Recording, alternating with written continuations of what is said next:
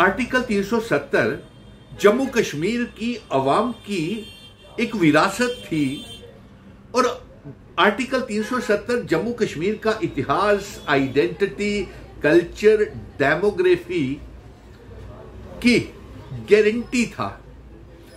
और बेहद अफसोस की बात है कि आर्टिकल 370 इस रियासत के इतिहास, आइडेंटिटी, कल्चर, डेमोग्राफी को कमजोर करने के लिए तमाम नेशनल और रीजनल पॉलिटिकल पार्टीज जिम्मेवार हैं, जिन्होंने 26 अक्टूबर 1947 के बाद जम्मू कश्मीर में हुकूमत की है।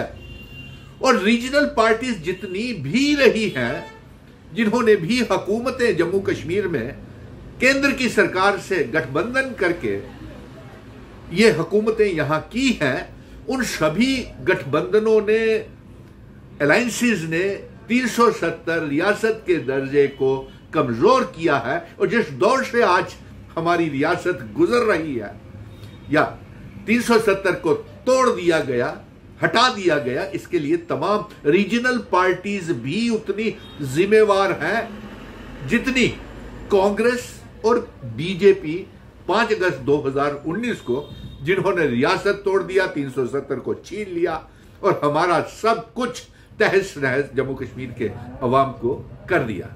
और ये बुरे दौर से आज जो हम गुजर रहे हैं, इस बुरे दौर के जिम्मेवार वो रीजनल पार्टीज भी हैं जिन्होंने जम्मू कश्मीर में हुकूमतें की हैं 26 अक्टूबर 1947 के बाद।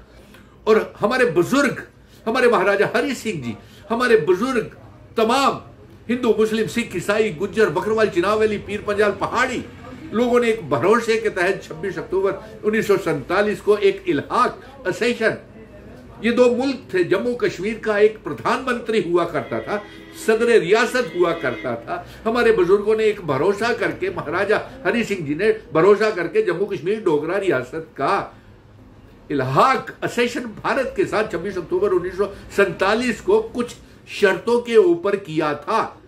लेकिन उन शर्तों की कीमत तमाम पॉलिटिकल पार्टीज ने अपने जाती मुफाद के लिए उन शर्तों को खत्म करती चली गई। जिस तरीके से 26 अक्टूबर 1947 को कुछ शर्तों के ऊपर इल्हाक हुआ था और 370 उसी में से निकल करके आया था। और 1956 में और 64 में उस समय के राष्ट्रपति, प्रेसिडेंट ऑफ इंडिया और पार्लियामेंट ऑफ इंडिया ने हमें यह 370 दिया था। और सुप्रीम कोर्ट ने भी 2 बार 370 ये हटाने से मना कर दिया कि इसको हटाया नहीं जा सकता है। लेकिन अफसोस देखिए कि जो भी हुक्मरान पार्टियां थी केंद्र में, सेंटर में, अब कांग्रेस ने 1965 में वो पहली पोस्ट जो हमारी प्राइम मिनिस्टर और सदर रियासत की होती थी, एबॉलिश कर दी। और कांग्रेस ने यह कहा कि ये घिसते घिसते 370 घिस जाएगा। और 1965 में पहली बार इसको कमजोर करने का साजिश और षड्यंत्र कांग्रेस रचती चली गई। और उनके साथ, कांग्रेस के साथ साथ, इन सत्ता के लालच में जम्मू कश्मीर की रीजनल पार्टीज ने भी समझौता कर लिया।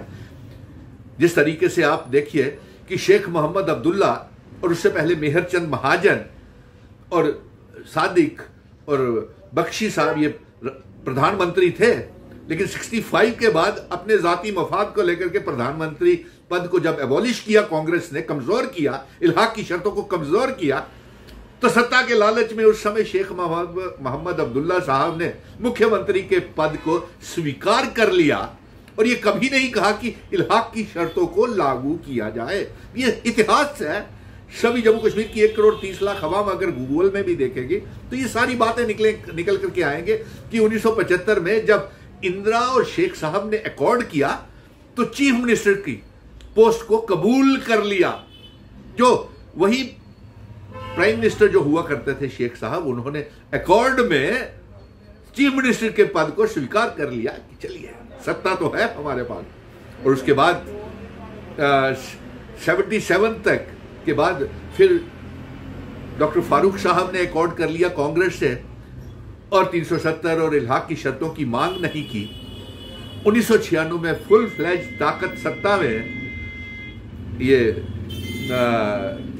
हुकूमत की नेशनल कॉन्फ्रेंस ने, तो उनको चाहिए था कि इल्हाक की शर्तें instrument of accession standstill agreement को लागू करते 1996 में पूरी मेजोरिटी के साथ हमारी नेशनल कॉन्फ्रेंस रीजनल पार्टी आई थी। वो चाहती तो ये सारी चीजें लागू कर सकती थी, लेकिन चलिए खैर, अपने हुकूमत करने के लिए उन्होंने समझौता किया होगा किसी वजह से 1996 में। फिर उसके बाद अटल बिहारी वाजपेयी साहब का और नेशनल कॉन्फ्रेंस का फिर से कार्ड हुआ और 370 की आवाज फिर भी नहीं उठाई गई। इल्हाक की शर्तों की स्टैंड स्टिल एग्रीमेंट की बात तब भी नहीं की गई। अफसोस, जम्मू कश्मीर का इतिहास, आइडेंटिटी, कल्चर, डेमोग्राफी और सब के साथ समझौता होता चला गया। और उसके बाद आपने कांग्रेस और पीडीपी की 2002 के बाद सरकार गठबंधन की बनी, तब भी ना पीडीपी ने कोई आवाज उठाई कि हमें 370 चाहिए, हमें इल्हाक की शर्तें स्टैंड स्टिल एग्रीमेंट चाहिए।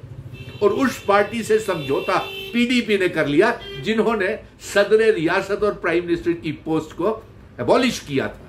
और 370 को पहली बार 1965 में के बाद साजिश करते करते कहते कहते कि घिसते घिसते घिस जाएगा, तो पीडीपी ने कांग्रेस के साथ समझौता करके अपनी सरकार बना ली। और अफसोस है, अलायंस करने के बाद, कांग्रेस और पीडीपी के अलायंस के बाद 2015 में देखिए, पीडीपी ने फिर अपने जाती मफाद और सत्ता हासिल करने के लिए बीजेपी के साथ समझौता कर लिया और फिर भी आवाज नहीं उठाई कि 370 हमें चाहिए, इंस्ट्रूमेंट ऑफ असेशन, इल्हाक की शर्तें और स्टैंड स्टिल एग्रीमेंट चाहिए। यानी कि जितनी भी पॉलिटिकल पार्टीज थी, ये 370 स्टैंड स्टिल एग्रीमेंट इंस्ट्रूमेंट